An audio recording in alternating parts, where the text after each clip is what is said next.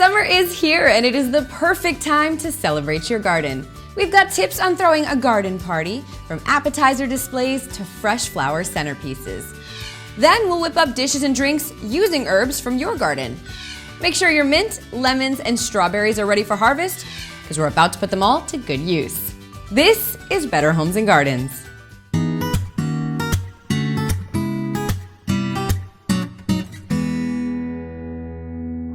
Welcome to Better Homes and Gardens. I am Jackie Tranquita. It is time to take your garden full circle. We're gonna pick some of the things you have growing, use them in some recipes, and we're gonna serve those delectable dishes to your guests attending your backyard party. But before we get started, might be a good idea to take a refresher course on the do's and don'ts of summer entertaining.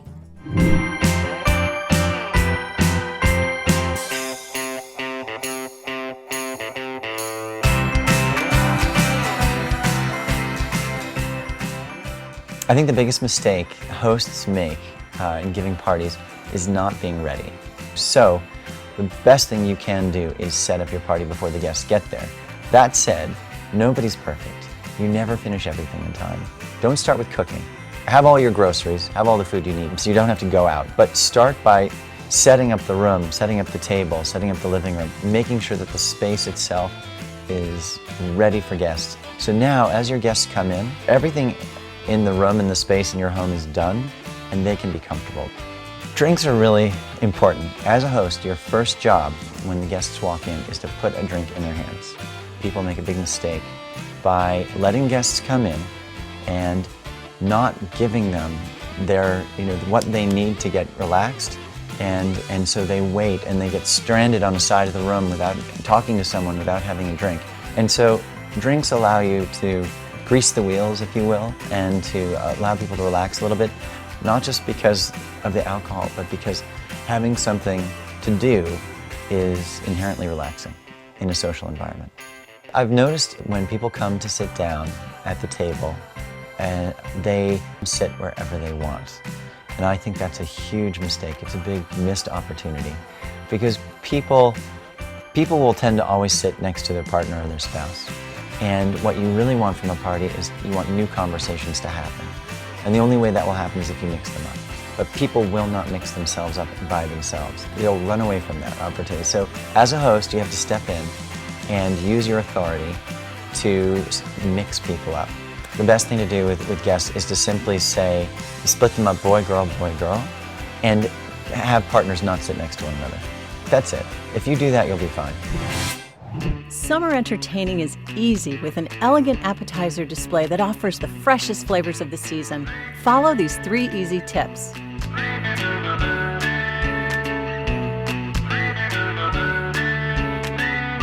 First, create a 3-level presentation by stacking 2 large cake pedestals on a small white table. Buy about 50% more than you think your guests will eat, but only set out what you need. Next, maximize visual interest by mixing colors and textures and using glassware and pedestal dishes to add height. Mingle carrots, peppers, grapes, and olives with crackers and cheese, celery and cherry tomatoes, and of course, a creamy dip. Serve it with style in a hollowed-out cabbage. Just peel back the outer leaves, cut a circle in the top, and use a melon baller to hollow it out. Finally, pair soft cheese selections like goat and velvety mini brie with a savory, semi-hard cheese like this blue Stilton. Whether you're a first-time entertainer or a seasoned host, follow these simple tips for a crowd-pleasing display at your next summer get-together. Here's how to make an easy, high-impact centerpiece using just a few stems of your favorite flower. Here's what you'll need: a waterproof tray or planter, a flat of wheatgrass, a heavy-duty knife, flower vials, about a dozen of your favorite flowers, and floral scissors or clippers. First, cut the wheatgrass to fit the planter.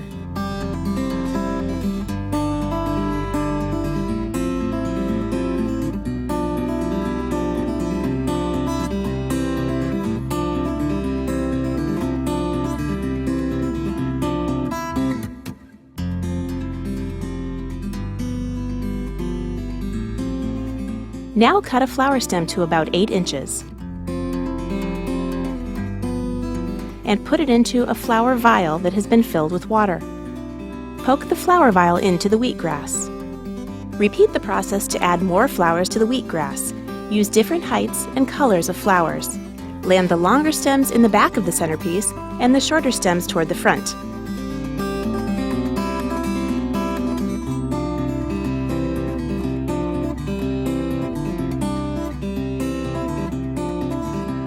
There you have it, an easy, long-lasting, and inexpensive floral centerpiece. Now is the time we start harvesting some of the edibles you've worked so hard to grow and use them in some wonderful recipes. Now don't worry if these items aren't in your garden. You can find lemons and mint anywhere. Chicken salad is a blank canvas for all kinds of fresh flavors. Herbs and citrus peel are two of our favorites.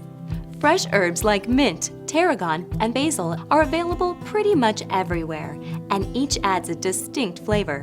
Simply snip the leaves in a cup using kitchen shears or chop with a knife, then toss into your chicken salad.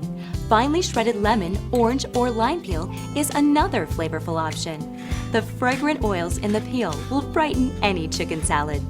Be sure to let the chicken salad chill for a few hours before serving to allow the flavors to blend. Oh, strawberries. They are one of summer's signature fruits. So let's pluck the nice and juicy red ones from the garden and make some shortcake. Strawberry shortcake is a classic American dessert that takes strawberries and cream to a whole new level. There are many different versions, but this recipe makes a true shortcake, a slightly sweetened, tender biscuit to hold it all together. To make the shortcakes, preheat your oven to 400 degrees. Line a baking sheet with parchment paper or lightly grease it and set it aside for now.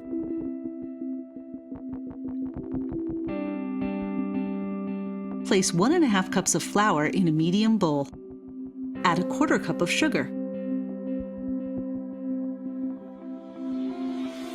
1 teaspoon of baking powder.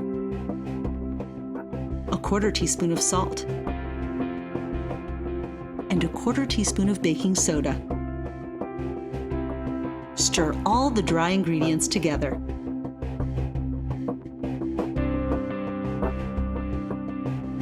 Next, add 1/3 cup of very cold butter that you've cut into smaller pieces, about 1 tablespoon each. Use a pastry blender to cut in the butter until it resembles coarse crumbs. Then, make a well in the center of the flour mixture.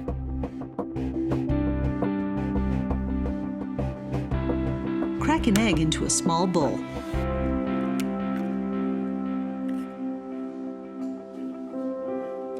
And lightly beat it.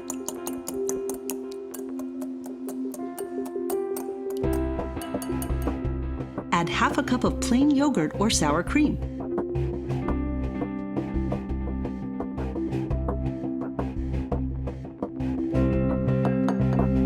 And 3 tablespoons of milk. Whisk the wet ingredients together until they're blended.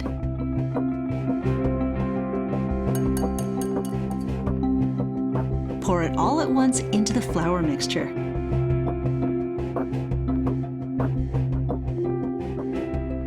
Use a fork to stir the dough together until it's just combined.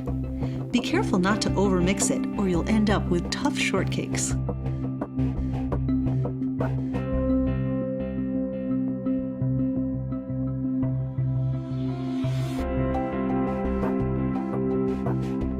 Drop the dough into 8 mounds on the prepared baking sheet.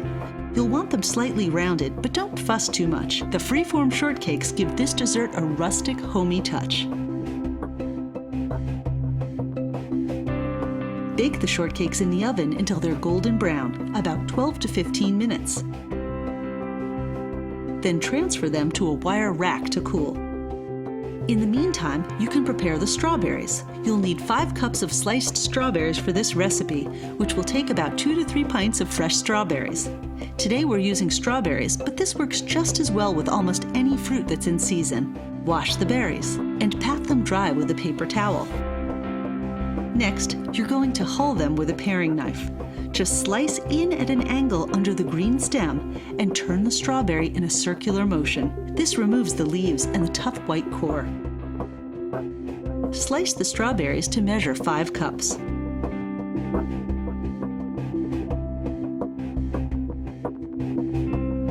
Place 4 cups of the sliced strawberries into a medium bowl and add 3 tablespoons of sugar.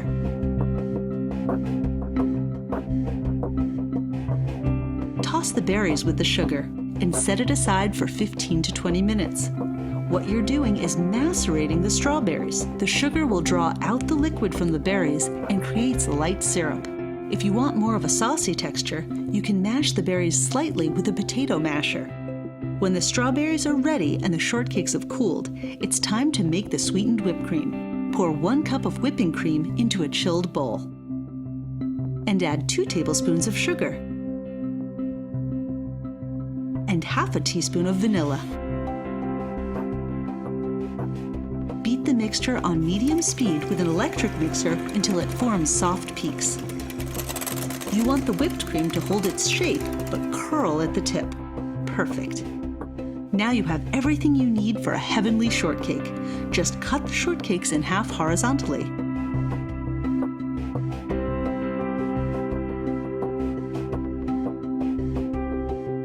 Spoon some of the macerated strawberries over the bottom. Then top it with a generous dollop of whipped cream. Replace the shortcake top and finish it with a sprinkling of the remaining sliced strawberries. This is a dessert that's really a feast for the eyes. You should try it with any fruit that's in season that you have on hand for equally satisfying results. You can find more dessert recipes at bhg.com, and when we return, we'll have a few more, from strawberry pie to strawberry ice cream. Plus, we'll whip up an old-fashioned strawberry cream soda and a fresh squeezed garden lemonade. Better Homes and Gardens will return in 60 seconds or less.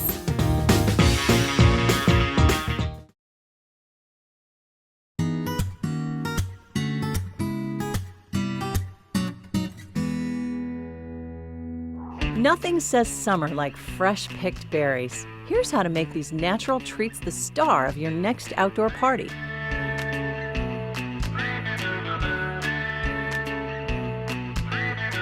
The gorgeous colors of summer berries make any dessert table festive. Keep things simple by using pre-made tart shells or pie crusts. Fill them the morning of the party. To keep the shells from getting soggy, try this trick. Melt white chocolate, paint it on the inside of the shell, and let it set before you add pastry cream. Top with blueberries, strawberries, raspberries, blackcurrant, and other favorites. Leave a few stems and leaves on the berries for that just-picked look. Create an eye-catching display by putting desserts on different levels. Show off your pie on a pretty cake stand. Arrange tarts on festive trays. We dress these up by cutting and weaving soft copper strips, available at craft stores. Use plant markers and a paint pen to create fun labels for your desserts. Your guests are guaranteed to love the look and the great summer taste. We continue our celebration of fresh summer strawberries now with 2 favorite dessert companions, pie and ice cream. A good strawberry pie is as much about the glaze as it is about the berries. The secret is to make your own glaze from fresh berries, which is easier than you might think. Hull and chop fresh strawberries. Then pulse with water in a blender or food processor until smooth. Next, in a saucepan, combine sugar and cornstarch. Then stir in the strawberry mixture. Cook over medium heat until the mixture is thick and bubbly. Although you might not need to, you can ramp up the color of the glaze with a drop or 2 of red food coloring.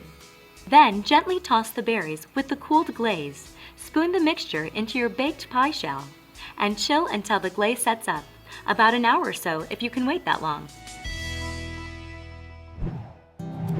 Looking for a new recipe to make in your ice cream maker? This recipe for strawberry and cream cheese ice cream combines the sweetness of fresh strawberries with the subtle tang and richness of cream cheese for the ultimate frozen dessert. You'll begin by placing 2 cups of strawberries in a medium bowl. Mash them with a potato masher until they're crushed and set them aside for now. Place 4 ounces of softened cream cheese in a large mixing bowl and beat it with an electric mixer on medium to high speed until it's smooth.